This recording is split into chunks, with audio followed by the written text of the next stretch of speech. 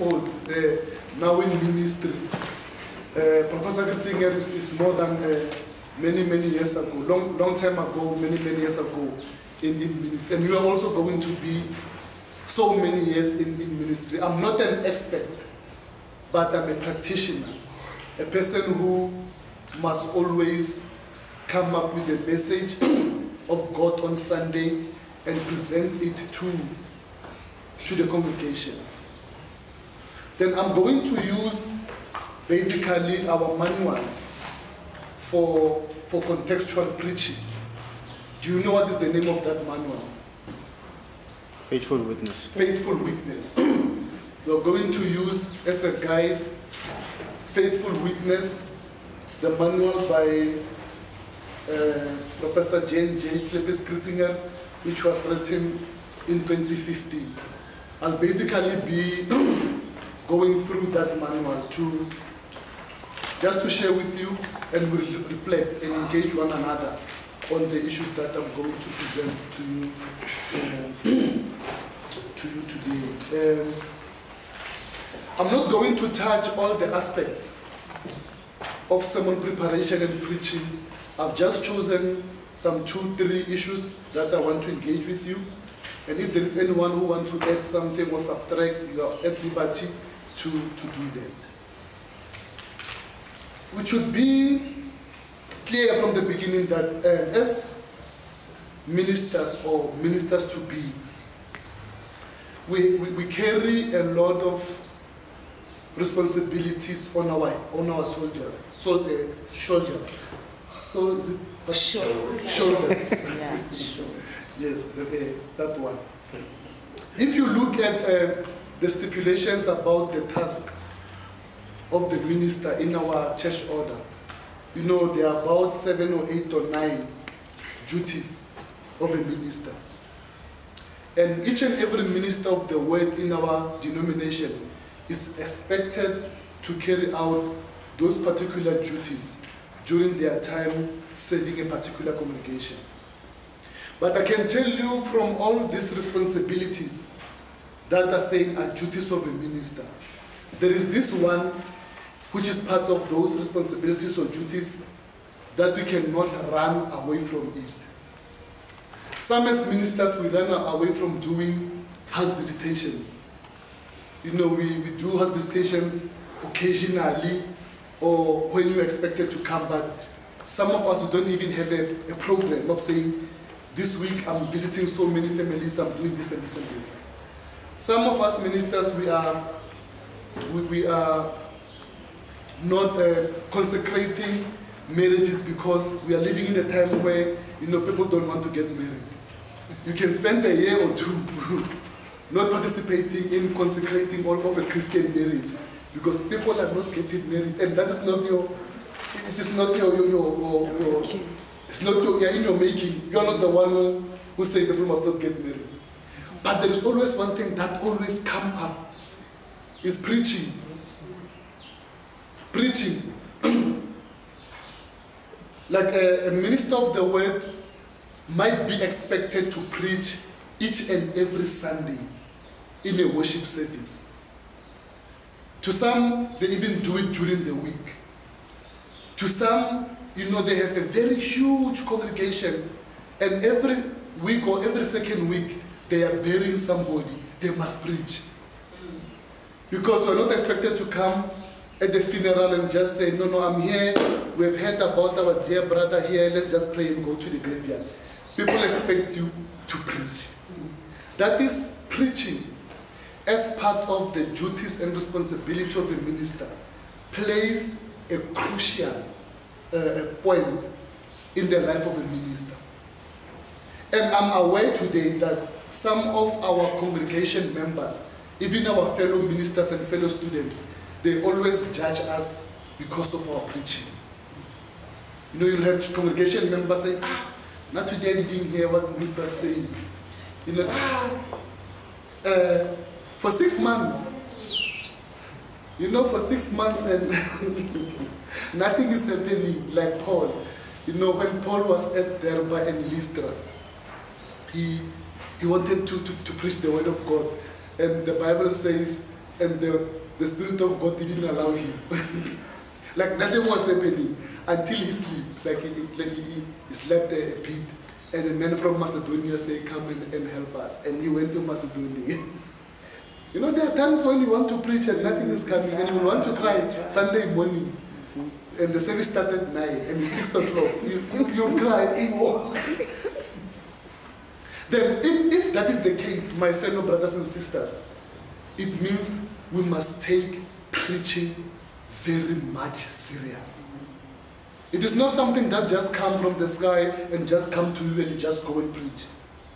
We depend on God, but also you as a person who will be preaching on that particular Sunday. You need to take yourself serious and take the people that you will be preaching to very much serious by doing some of the things.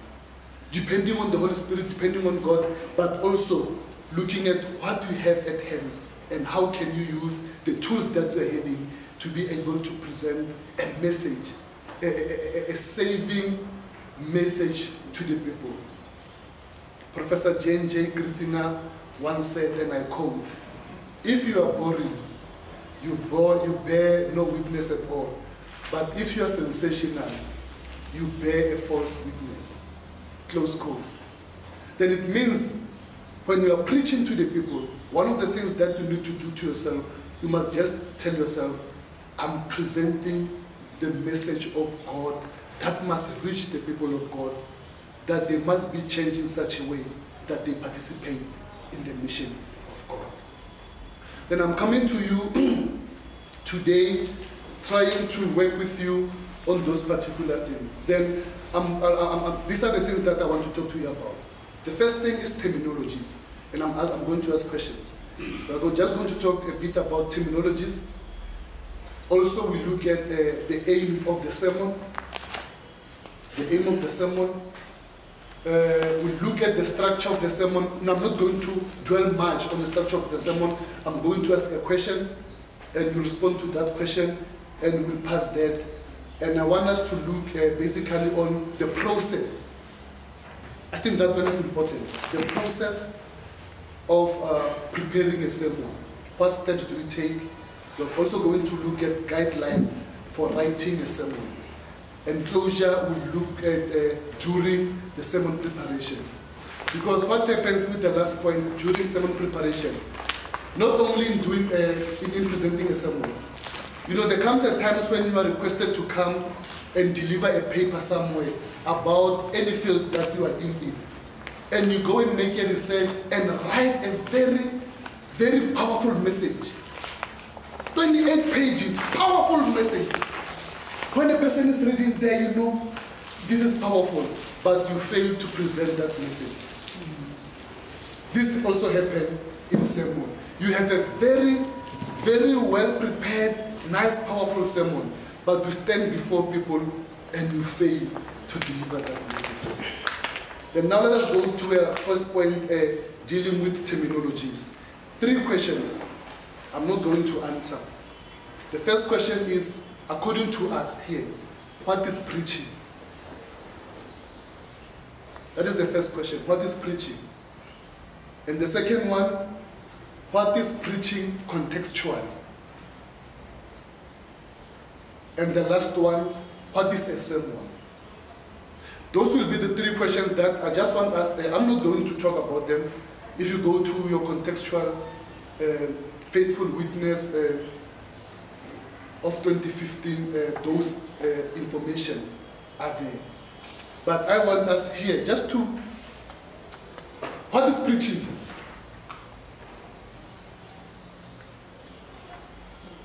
And we have been preaching ever since, I don't know when, like ever since Jesus Christ was here. You have been sitting there, Jesus, come on, what is preaching? I think it's delivering the message of God to the congregation or to the people. And delivering the word of God to the congregation or to the people. And what the other colleagues say.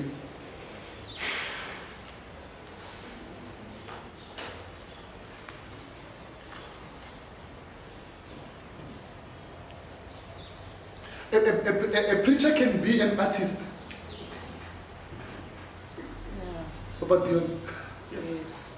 What I wanted to say is, you know, there's most probably quite a number of things that we can say about what preaching really is, because I think there's a number of objectives that you want to accomplish by preaching.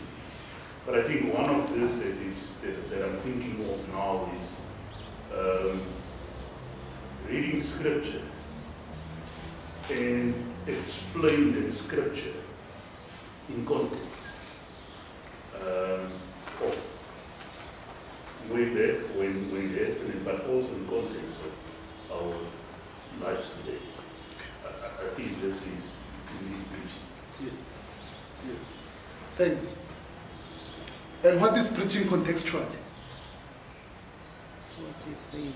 Is what he's saying. Yeah. That's what he's saying. It is what he's saying. Yeah. Is preaching contextual. Yeah. Exactly that. According to the manual, it says when you preach contextually, you take into consideration some aspect of the community. It might be the customs, the language that people are using, you know, their daily circumstances. That's when you are preaching contextually. And I normally give this example to people because somebody said to me this other time, Murutu, you know the congregation that you are leading is another form of congregation. Some of our children, when they grow up here, they know that if they open a fridge in the morning, there is cheese and paloni. Then when you talk about poverty, in a sense of poverty, meaning lacking, things like that, it does not make sense to them. But maybe it has to be poverty, you explain it in such a way that lacking, but in another form. Then you see that when you preach contextually, it means you need to understand the community that you are working with. Because at times you might miss a point. You can have a good sermon, but miss a point. And people are looking at you like, but what is he talking about? Because he didn't take into consideration like their surrounding, the social ills that are happening around the people. Then I want to believe that when this manual was crafted and they want to talk about preaching contextually, they really meant that as a preacher, you really need to be, your ears must be on the ground to understand what is happening in the community. Not only to the people that are preaching in, but the community that you are around. I once gave this example, I don't know where I was invited somewhere, and I remember maybe I was still at Lewakomu with the CYM, and speaking about the whole issue of doing the work of God, and say, you know, it is very much said that at one time, here's the congregation in this particular community. And in that particular community, not many of the people living in that community go to this congregation, but they are living like in the midst of that church building where other Christians of the Uniting are members. One Sunday when we come to the congregation, we found out that the the third house from our church building was burned down on Saturday evening. And the people there, they've lost many things, whatever. And as a minister or a church elder, you are standing there and say, yo, we've seen the tragedy that happened to that third house. Apparently last night there was fire and whatever, the house is burned, whatever. We request you Christians to offer something that we go to hell. And somebody raised their hand in the congregation. Do they belong to this congregation? Are they the members of this congregation? No, they are not the members of this congregation, but they are in this community. And whatever came to them, it has affected this community. And this congregation is in this community. And I can tell you, if as a minister something like that happened, and you start by saying, we lift our eyes into the mountain, and at the end, may the grace of our Lord, without mentioning that in your liturgy, you have failed. Yeah, we do. I don't care who you are, but we have failed the whole point. Because worship service, which preaching is part of, it should be contextual. It must speak about the social ills surrounding the community that you find yourself in. Brother Chris. Reverend, in my trial sermon, I was preaching about 2 Timothy chapter 3. And I really visited this manual of Professor Chris,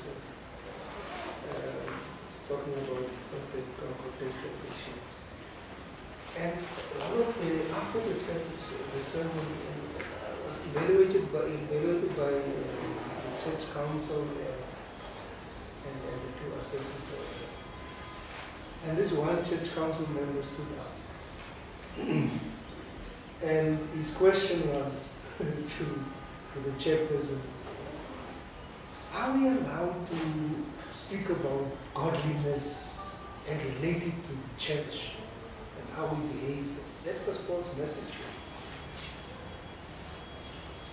And he said that I don't think it was the right terminology to speak about godliness. Whereas the text states godliness, it speaks about godliness. And the minister said, and that is why I want to engage problem on this one. We must be careful what you are writing in these things, because you are teaching us at NTS, go and preach contention. Now you are getting there, you know what is going on in the community, in society, and you preach about that. And then you will find a church council member scoring you a B for preaching, because you are using this testimony. And I didn't say anything. I was like quiet. I was like, okay, this one I understand. Just take note. Yeah, I understand this one and the background and whatnot. But I think you are going to leave out a very, very fundamental part in your preaching when you don't address what is going on in society. Preach contextual, so that people can understand that Scripture is really related to our lives and what we experience today. So really, I was quite disturbed by this comment. No. Some comment, you just take note. You're like, just, okay, no, I take note, I will improve in future. And you see how to deal with it. When we close, because that bell called for a tea break, do we go out or we finish, we go afterward? Listen, we finish, or we go out? Finish. We finish. And after that, we'll go out. Then after that, we'll be done and we go to the ancient languages. All right, okay. When I conclude this, Professor Christina is going to share with us again, told me a story about another minister who went to the congregation and preach. And some members of the congregation said, no, but on Sunday we don't want something like that. We just want Jesus. Give us Jesus only. We don't want this other because they don't form part of things. Then, what is a sermon then? Because we're talking about sermon preparation. What then will be a sermon? If you must speak in layman's person, terror ki om the break. What is om the break? Yeah, a sermon is a public declaration of the gospel by using tools and motifs that the congregation can understand and react to. Thanks. Others, what is a sermon? The person is sitting there, start talking. In layman's language, spiritual food. Yes, spiritual food. Yeah. There was this old man where I come from, at Manuel Pahane, where I grew up. He was part of Evangelisasa. Evangelisasa used to be that commission that deals with coming up with programs for preaching, whatever, for ministers, whatever. I've never heard that man or that late old man preaching. Even if he can preach about 2 Corinthians chapter 13, verse what, and what. Before he concludes, he must talk about Adam and Eve. In all his sermons, he will talk and so on, even Adam and Eve, but what does Adam and Eve comes in this message? But like the sermon will basically be a message of salvation that comes from God through the preacher to the people. That comes to us. That's what we are basically doing as ministers of the word, to preach the message of salvation to the people. With the tools, having relevant tools as soul food to our body and our mind. Coming to the aims of the sermons, God wants to teach us the truth about Him. That's what we need to know. In a sermon, it is not firstly about us. It's about God teaching us the truth about Him. And that is the emphasis that Professor Nico Gota made yesterday by saying, if we read Belhar from where? Backward. If we read Belhar Confession backward, like we start about, like the whole issue of, is it praising God or exalting God? It's about God, then we go to the front. Even the sermon, it's about God teaching us about Him. But it's also about God wants to rebuke us and correct our errors. The sermon needs to work in doing that, to be rebuked and also to correct errors. Yesterday or a day before yesterday, I was listening to these other stories because I'm from Limpopo. Somebody was saying the Premier of Limpopo must fire this person because he didn't do this and this and this. I know now there is the issue of Isma Hashula, hey, he must resign. Like there's this thing. And I said in my mind, South Africa, I don't think will become a better place because each and every time there is a mistake, we always want to remove a person. No, you must go and we think by putting another person, things are going to be fine. But there is something that we are lacking, that we should do in our sermon. We don't rebuke and we don't correct. If a person, even in the congregation, discipline in the Reformed tradition is not about, harassing a person or doing whatever. We want to correct somebody's mistake. We correct you, we rebuke you, and we correct you. Is it Matthew 18? If your brother has done this thing, you sit with your brother and talk with your brother. Then the sermon, one of its aims is to rebuke, to correct our errors. But also God wants to give us instruction to good life. He wants to give us that instruction to good life. That we must understand that there is good life in God. He said, Professor Bota yesterday, you might not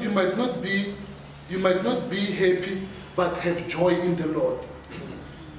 You don't have all these things that people are having, but in you have joy. You experience this good life because of the joy that you are having. But also to teach us about love. God teaches us about love, but also God wants us to know who we are in Christ. This morning's sermon. If my people who are called by my name, we know who you are in Christ, and you don't have a doubt about who you are, then the sermon, its aim is to encompass all those things, to know about what is it that God is doing or who God is, what we should do, and who we are in Christ. And traditionally, I grew up from the tradition that says, when we talk about the structure of the sermon, it is divided into 3 parts. When I was doing my primary school, even my high school, when we do obstel and brief, composition and meta, they will tell you in obstel, composition, that when you write a composition, it must be divided into 3 parts: introduction, body, and conclusion. You need to know how your introduction flow like. You go to your body, and then you go to your conclusion. Even in your letter, you don't just start dear Papa, tomorrow I'm coming, you must come up with good news. Well, you must prepare your things in a very well way. Also in the sermon, I come from the tradition that says there are 3 parts. There must be an introduction, there must be an exposition, and there must be a so-called the application to the sermon. How you structure it so that you can populate your information with a particular text that we are having from there in your introduction. I basically say, in the introduction, that's where you come up with an attention-grabbing introductory statement. Each and every time when you do something or you are being requested to come and preach, not preach, to talk somewhere, whatever, you know, the first opening sentence or paragraph of your presentation, it will determine whether people are going to listen to you until the end or they are not. Then you need to come up with an introduction that is relevant to the point that we want to do, that we want to come up with, which will flow from introduction, exposition, but also go into the application. An introduction can consist of a personal story, a current event that happened around a character in a book or the book itself, if you want to come up with a message that will be connected to your main point. You don't come with the introduction here, but when you go to your main point, and one said, no, but this thing does not touch. This person here is talking about the tree in the introduction. After talking about the tree, then the main body is talking about the aeroplane. That will not do. The tree can go with water or soil, something like whatever, but not aeroplane. Even if you can climb the tree, you can't reach an aeroplane. But you can, when you're at the aeroplane, follow the tree to the tree. Then you must come up with an introduction that will make you, that when you go to exposition, it will flow. And people will make a connection between your exposition with your introduction that lead also to your application.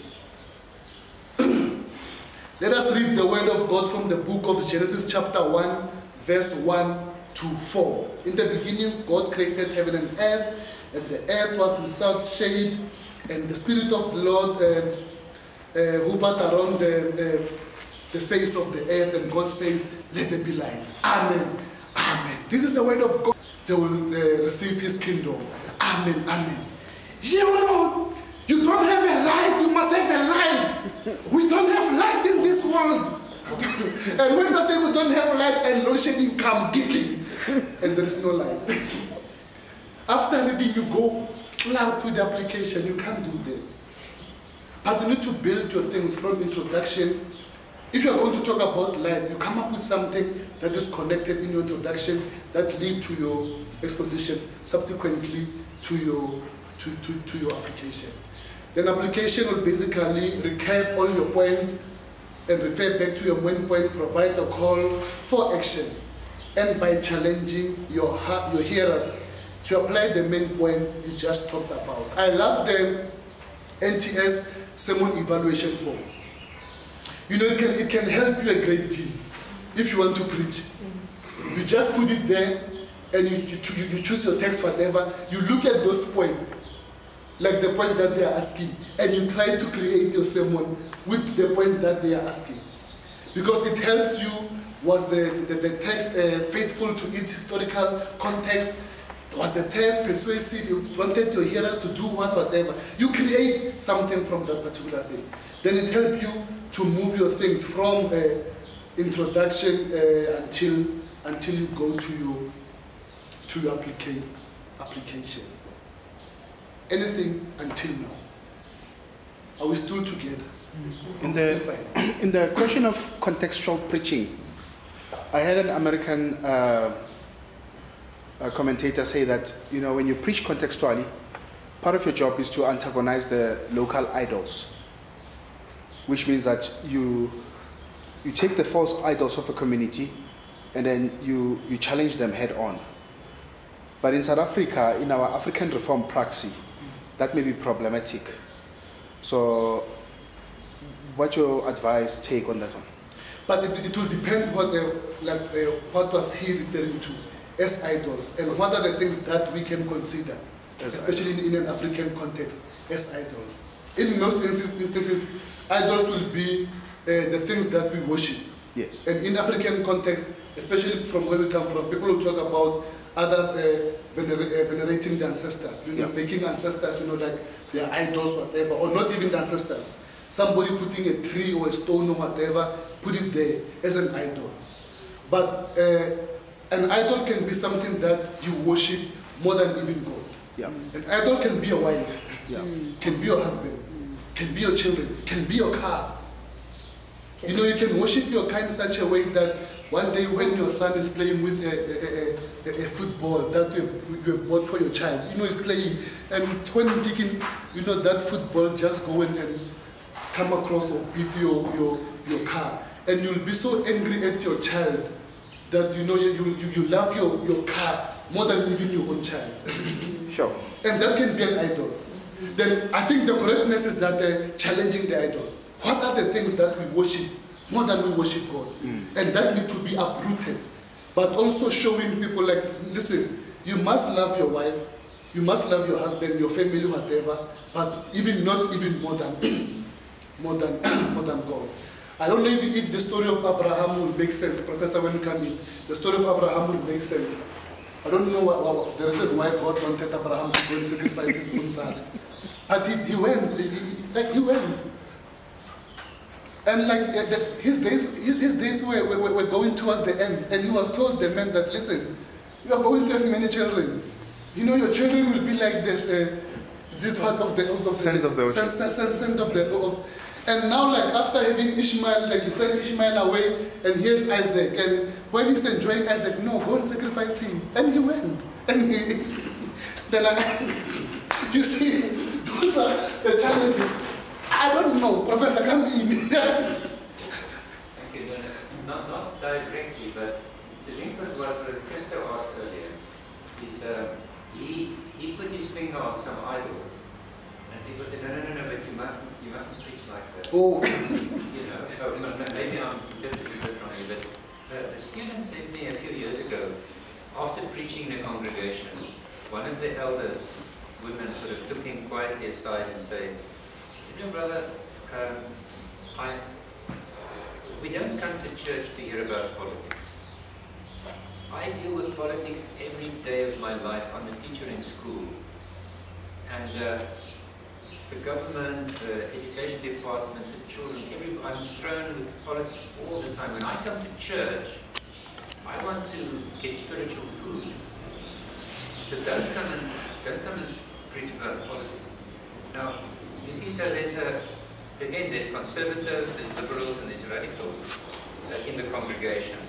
So how do we pitch our message that we unmask the idols, that we put our finger on the raw nerves, but without doing it in such a way that we're just trying to be sensational on the one hand, or trying to attract attention to how radical we are. It's a very fine line, it's a very difficult thing to do. But the more that people know you, the more they trust you, the more space you've got to put your finger on difficult issues. But it's more difficult for you to preach about problems when you know everybody so well. They'll think, now what is he talking about now? What is she teaching? So it's a very difficult thing. You've got to be credible, and you've got to take risks sometimes. To speak very specifically about very awkward issues. He was going to preach about rape. We can't avoid that because we can't talk about sex in the church. You see, but there are limits to how you speak about idols and which idols, and you're always identifying the same idols. There must be 6 strings on your guitar, not just one. So play the whole melody of God, not just your pet idol that you always want to identify. So it's difficult to know how to preach well. And I think the wisdom that we're taking from Professor Clinton is that, you know, sometimes you don't need to feel I would say, to be too hard on yourself or to feel guilty after preaching like an honest sermon and addressing matters that are affecting our daily lives. And you find out that, you know, you have unmasked in an idol somewhere in the corner. You must not, like, that was the message. It will be a problem if you intentionally wanted to, you know, like, you know, today, that one who's sitting there is going to hear me well. That will be the problem. But if you unmask it in a very responsible manner as a way of trying to speak to the, not only to speak to the brother, but speaking to the congregation about what is happening and for the congregation to be able to change into their ways. Like in Jonah's time, Nineveh and Tarshish, that like had to dare to change. And to show how it comes from the scripture.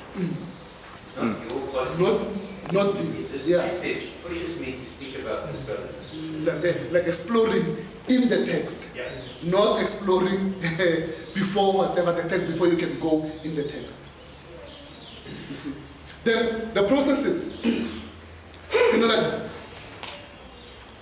I know if you've been ordained as a minister the first 5 years, after preaching, you think that now you have experience of preaching. And because you have experience of preaching, you can even take this Bible and prepare your sermon in the head while driving to the congregation. You know, you put your Bible here, you're driving here, and I'm going to that congregation. It's only old ladies and old timers. Now that one, they just want the rato. And you forgot that 2 weeks ago you were in that particular week and you preached about the rato, 1 Corinthians chapter 13. And you went to that congregation again, like they look at you and say, no, but this minister always when he comes here, he preaches about 1 Corinthians chapter 13, love. You don't take them serious. Then what you should do is, you must always have enough time to prepare a sermon. It is not an easy task to do. There are a lot of things that need to be taken into consideration before the presentation. You must have enough time to prepare. Set aside enough time.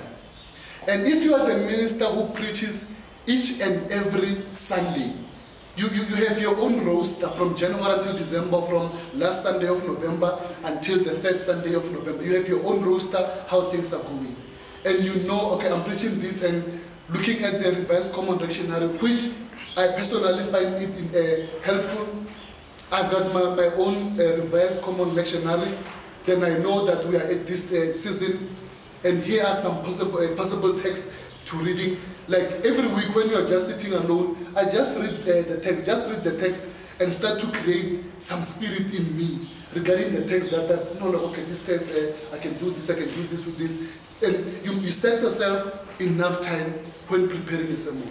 But if you'll be that minister who only prepare your sermon on Sunday morning before the sermon, one day things will be so hard to you. And you'll start crying on the pulpit. And they'll say, you know what, today the minister was not well. And you are well. You are well. And then you are well. If the doctor can come, no, this person is well. You just, let's pray. No, but there is something, that is on his heart. There is nothing that is on your heart. You didn't prepare. You must listen to the word. We need to refrain from that thing of, I'm going to preach on Sunday. You come up with your own theme before you can even consult the word. Then you want to force your theme to the word. That is why at times you have a theme, but you want to force the theme to the text. You choose the wrong text. Because when you read that text in English, it says evaporation.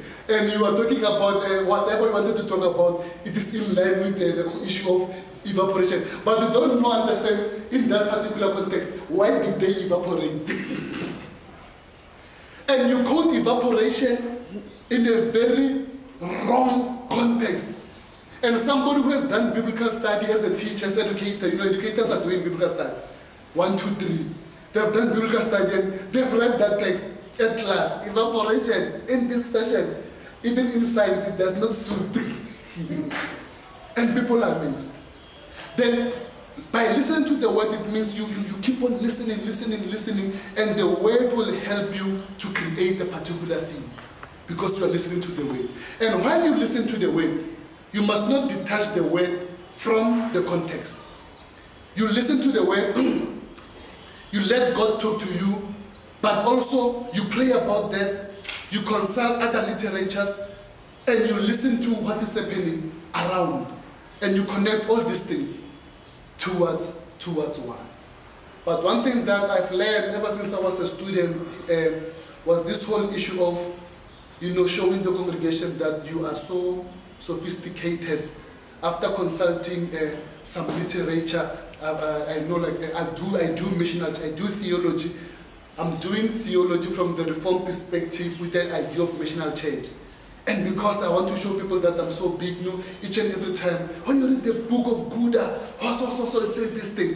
But the Buddha of Van Craig is saying this thing. But Krishna, no. Somebody saying those things like you're preparing, like in the kitchen.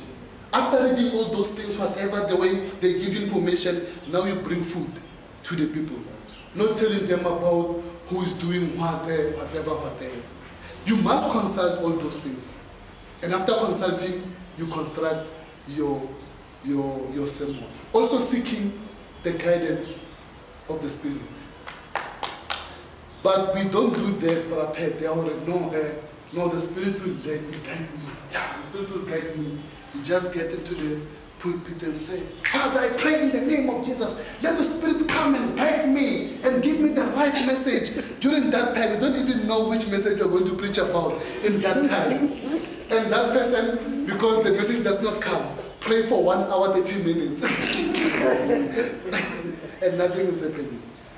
You know, you must allow the Spirit to lead you, to guide you, as you consult other literatures. That will be relevant to the message that you want to do. Then in the guideline for writing sermons, there are some steps that one needs to do, especially after reading, or you read the sermon text and scrutinize it in detail by looking at or exploring the text, like exploring in the text, what is happening in the text, but exploring behind the text. Somebody say you must read between the line. Also exploring in front of the text. Communicate the message of the message for today. On Wednesday we were doing a reading, a biblical reading of a text at NTS with the residential student. And the message that needs to be preached this coming Sunday is from Ezekiel chapter 34, the liturgical order. People need to preach around Ezekiel, and there are other related texts that are in line with them.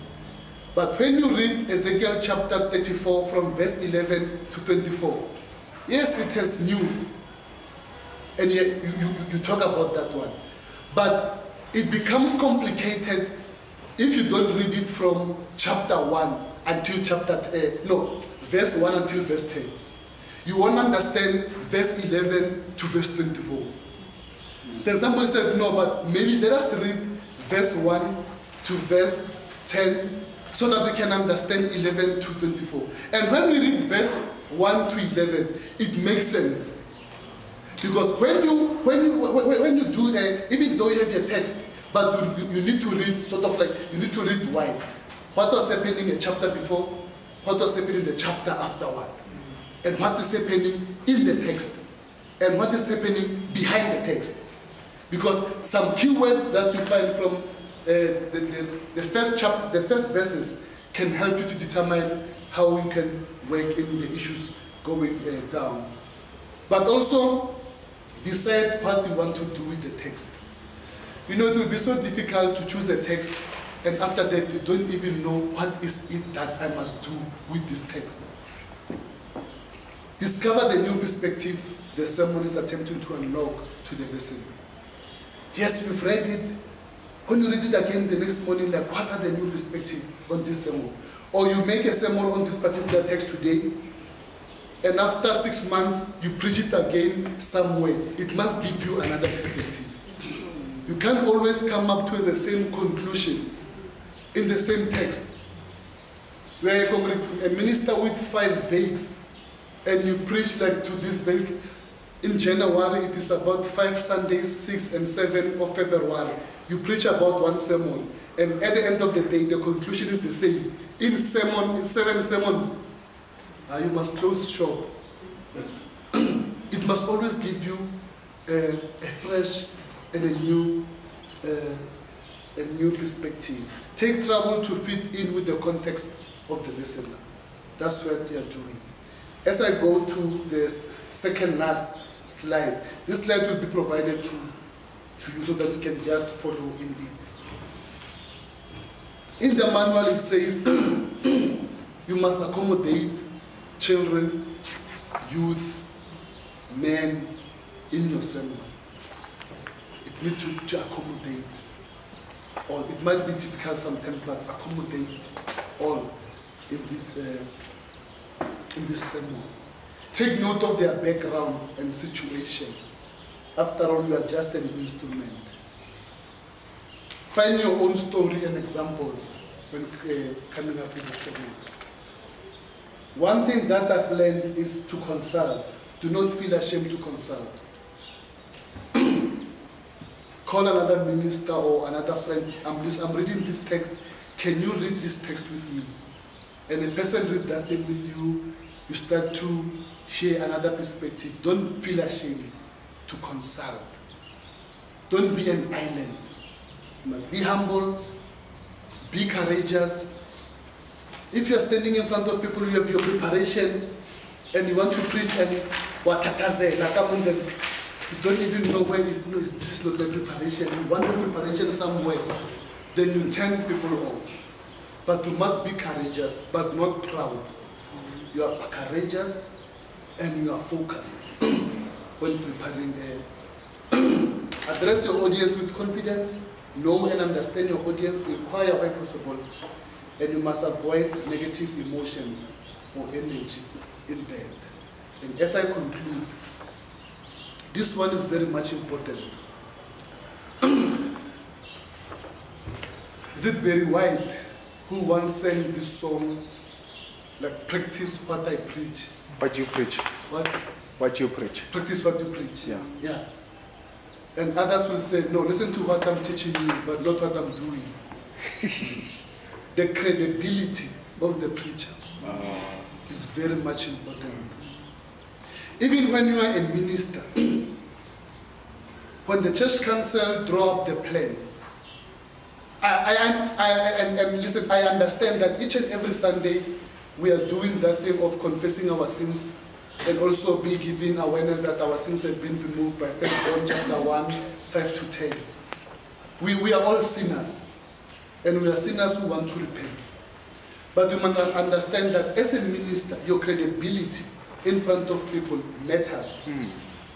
You know, people will come to Sunday worship service just because they are the children of that congregation, but not because they are getting something from what is happening. Because of your credibility, because of the things that you are doing, and also in public, and people knows about them. You know, they will just come and give offering whatever, but they won't grow spiritually. Then your credibility as a preacher, it plays an important role. Even when you want somebody to come and preach at your congregation, it must be somebody who is credible. And I know this can be questioned, but it must be somebody who is credible. Seconded. Somebody who, somebody who, not somebody who is perfect, but you know, somebody whom the people can trust. You know, somebody that the people they know, they can confide in you, and after confiding in you, you won't sit on the pulpit and start talking about the issues of that family. Say, hey, No, now, and you expect me to preach. And yesterday evening, Mr. So-and-so called me, they were fighting in the house.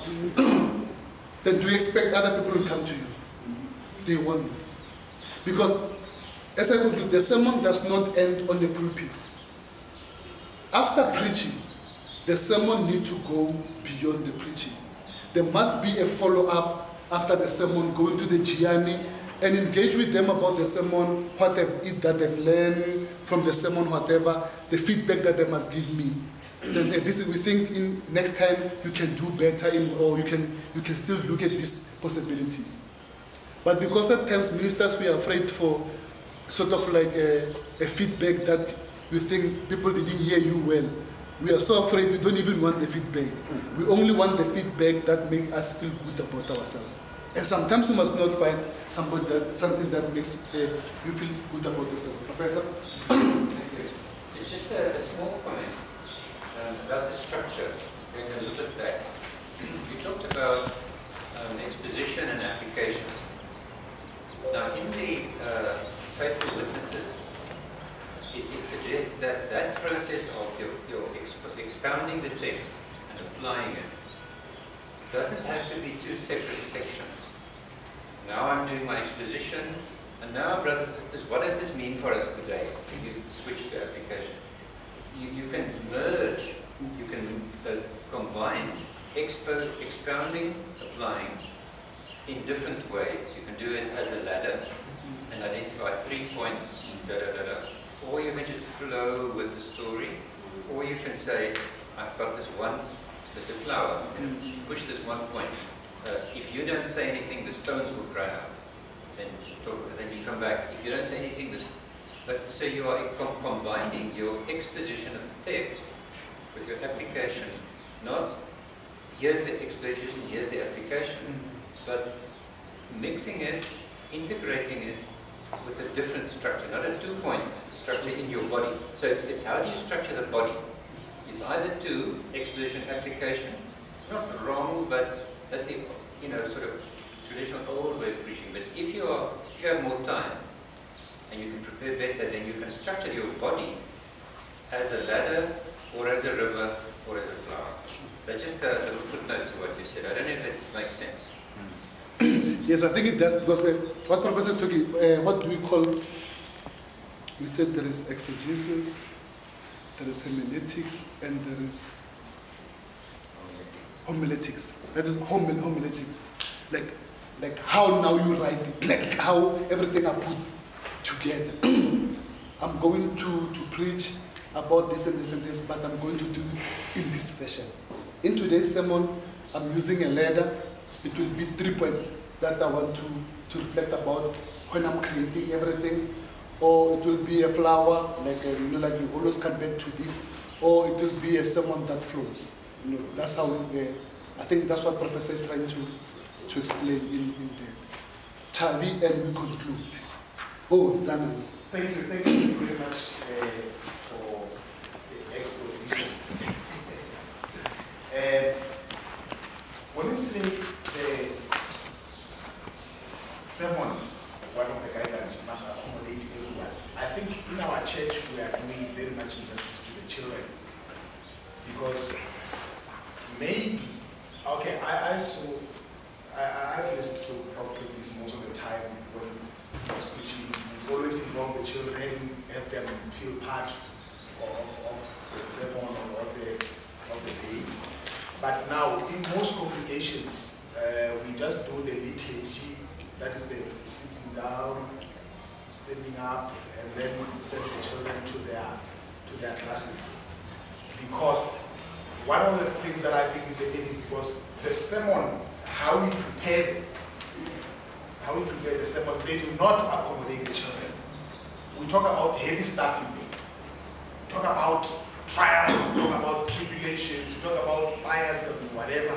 That is, depending on what you're preaching about. But they do not accommodate children, period.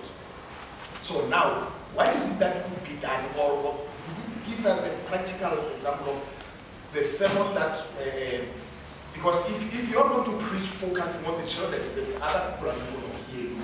That is true.